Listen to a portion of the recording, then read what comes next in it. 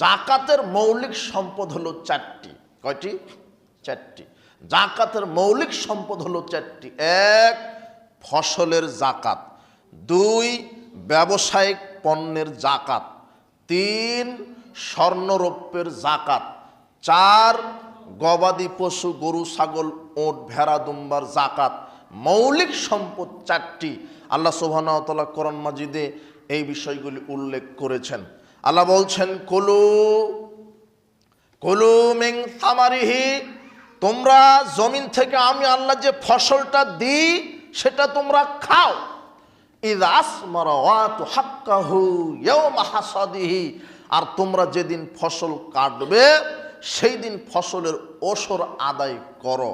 আল্লাহ সুবহানাহু ওয়া তাআলা বলছেন, তোমরা যেদিন ফসল কাটবে সেই ফসলের ওসর তোমরা আদায় করো।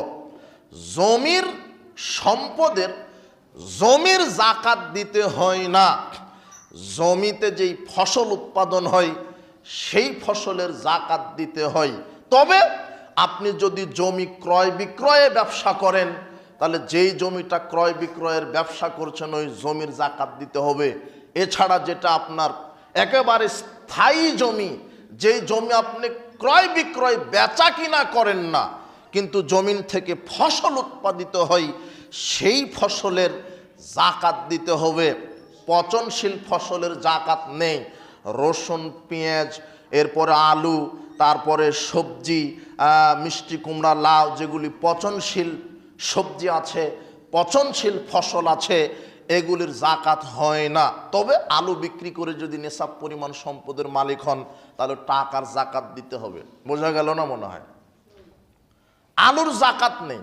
তবে যেগুলি পচনশীল নয়, বছরের পর বছর জমা করে রাখা যায়, সেটা কি?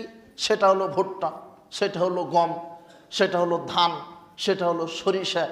এগুলির ওসর আদায় করতে হবে। পরিমাণ কত?